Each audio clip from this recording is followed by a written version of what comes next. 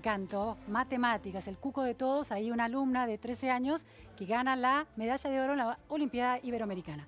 Vamos a cambiar de temas. El acuerdo Mercosur-Unión Europea, que se ha convertido tan clave para Argentina y también atraviesa la discusión electoral, está encontrando un obstáculo. El Parlamento austríaco, por una mayoría casi absoluta, un solo parlamentario no votó en este sentido, vetó el acuerdo y quiere que Austria lleve esta moción al Consejo de la Unión Europea. Estamos con Luis Alberto Daverede. Muchísimas gracias, Luis Alberto, por estar. Alberto Luis. Bueno, Alberto Luis es el presidente del Comité de Asuntos Europeos del CARI, del Consejo Argentino para las Relaciones Internacionales. Alberto, Austria, este obstáculo, este escollo que ha encontrado la aprobación del acuerdo, que es compleja, ¿complica realmente la situación o es un detalle que se puede subsanar en ciertas negociaciones? Mire, es un tema tan prematuro como para reaccionar de esta manera que es difícil de comprender, porque no hay todavía un acuerdo. Entonces, difícilmente alguien puede vetar algo que todavía no existe. Recién se acaba de cerrar la negociación de los 3 capítulos, porque no es solo un acuerdo comercial. Después, si quiere, entramos en eso. Hay 3 capítulos distintos. El acuerdo comercial está cerrado, los otros 2 capítulos también.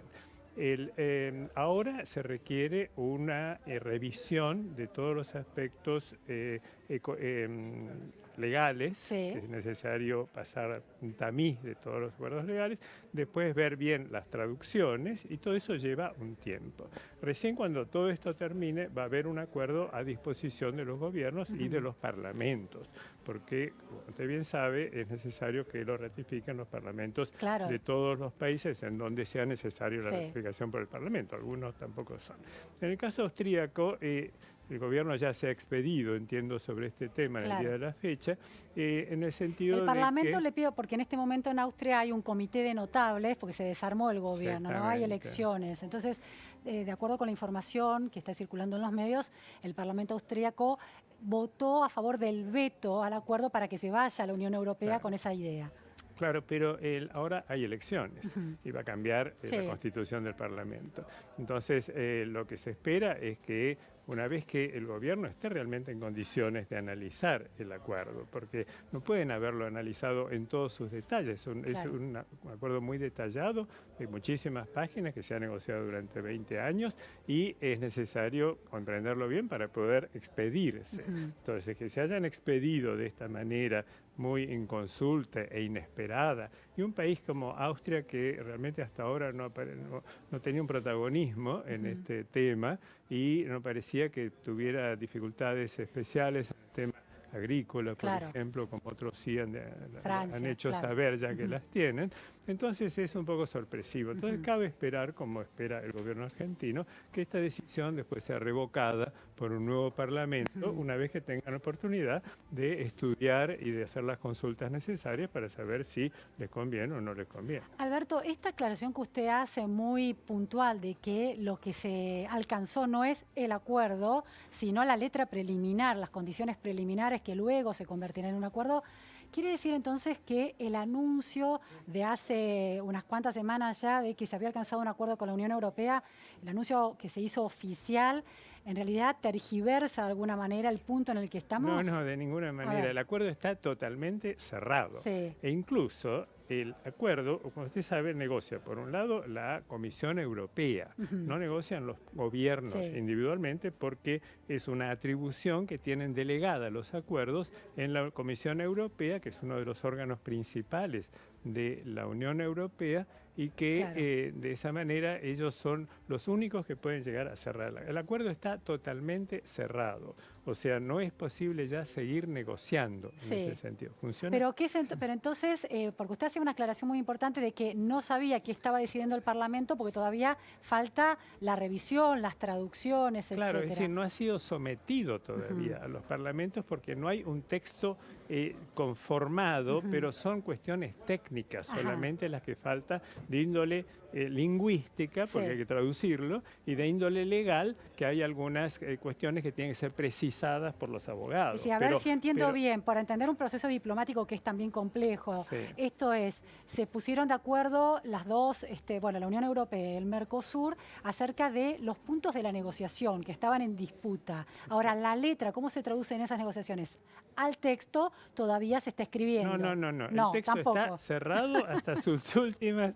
La redacción está totalmente completada. Lo que falta es ahora pasar el tamiz fino por ver si hay alguna inconsistencia de tipo legal dentro del texto, algún término que está mal utilizado y es necesario traducirlo, nada más. Pero la negociación está totalmente cerrada y los gobiernos no la pueden reabrir. Por eso cuando algunos gobiernos europeos y algunos acá han anunciado lo mismo, bueno, tenemos que rever ciertas cláusulas. Eso no es posible. Es como el Brexit con el acuerdo con la Unión Europea. Está cerrado. Eso ya fue. Bien, el texto está entonces firme o casi firme, falta pasarle el peine fino para que los detalles se terminen de cerrar. Sí, pero no hay nada que negociar, eso no es objeto de negociación. Bien, entonces el Parlamento, la objeción a la decisión del Parlamento austríaco es que toma una decisión sin contar con el texto porque no se ha entregado a los distintos parlamentos. Sí, se conocen las generalidades. Claro, pero efectivamente todavía no tiene fuerza legal en el sentido que falta ese paso que es importante. Incluso las traducciones son importantes, porque ellos tienen que traducir a muchos idiomas que utilizan en la Unión Europea y acá también el portugués y el español. Así que todo eso lleva un tiempo. Pero eso no quiere decir que no esté cerrado. Ese tiempo podrá ser hasta fin de año, principio del año que viene, después se somete a los parlamentos, es decir, todavía no se han sometido a los parlamentos. Eso indica más bien que esa es una decisión política de orden interno del gobierno de Austria, porque ha hecho, bueno, como consecuencia también de que cayó el gobierno y va a haber elecciones el 29 de este mes. Claro, parte del debate, de la batalla electoral de alguna manera que está atravesando Austria. Ahora, ¿cuánto puede pesar la política para trabar el camino diplomático, el camino protocolar que tiene que atravesar un acuerdo? Digo, porque el presidente Macron también estaba cuestionando, a partir del lobby que hace en favor del sector agropecuario francés y las objeciones que hay en términos del impacto en el cambio climático o de las cuestiones de los pesticidas, las desventajas competitivas que tendría Francia, que está muy exigente con ese sector, estaba cuestionando el acuerdo. ¿La política puede frenar el camino hacia los parlamentos? Sin duda, los que tienen que adoptar la decisión son los países. Los países, a través de sus parlamentos, la mayoría, tiene que tomar esa decisión. Allí van a jugar los elementos políticos, intra y extra acuerdo, porque lógicamente hay cuestiones políticas que pueden llegar a contaminar el proceso de adopción de decisiones. Esperemos que no, porque esto ha sido un proceso largo, ha sido un proceso donde se ha negociado con mucha seriedad, donde se han tomado uno por uno los productos, no ha quedado ningún producto sin analizar, ningún sector por analizar, y hasta hablamos de miles y miles de posiciones arancelarias que han sido muy exhaustivamente estudiadas y que se ha llegado a una decisión que aparentemente conforma a todas las partes. Lógicamente, hay algunos sectores que se van a beneficiar más que otros, pero tampoco es que se hayan sacrificado sectores en aras de otros, no. Ahora, Alberto, sí, claramente el Parlamento de los distintos países donde la estructura parlamentaria pesa tiene que tomar una decisión una vez que esté el texto impecable. Exacto. Pero mi planteo es, por ejemplo, hay una posibilidad de un cambio de gestión presidencial en la Argentina en términos de probabilísticos a partir de las elecciones de octubre. La pregunta es si un cambio político de esa naturaleza y de esa escala puede impactar en la llegada del acuerdo al Parlamento, es decir, evitar y obstaculizar que se llegue efectivamente a la discusión parlamentaria. Sin duda los elementos políticos tienen algo respecto a esto, pero la historia de la negociación de este acuerdo puede llevar a la conclusión de que ha sido una política de Estado, porque creo que los sucesivos gobiernos que ha habido en estos últimos 20 años, que han sido de distinto signo político, todos han impulsado el acuerdo. Entonces, eso cabe concluir que realmente es una política de Estado que han entendido, porque la Argentina, Luciana, es el país más más aislado del mundo en el sentido comercial. Es un país que es de los que tienen menor apertura a su comercio internacional, a sus inversiones, a los negocios internacionales, que no integramos cadenas de valor globales, que eso es fundamental, y el país necesita muchísimo abrirse al exterior. No es posible seguir con estas políticas, y eso creo que lo han entendido todos los partidos políticos, y por eso todos han impulsado el acuerdo Mercosur. Pero uno escuchaba buena parte, algunos dirigentes de la oposición que integran el Frente de Todos, haciendo objeciones al impacto que podía tener en algunos sectores. ¿El acuerdo, una vez que llegue al Parlamento, se puede aprobar en parte o la aprobación tiene que ser completa? No, la aprobación es por sí o por no, por parte del Parlamento. No admite ni enmiendas, no se admiten enmiendas, y por lo tanto tiene que ser aprobado en paquete.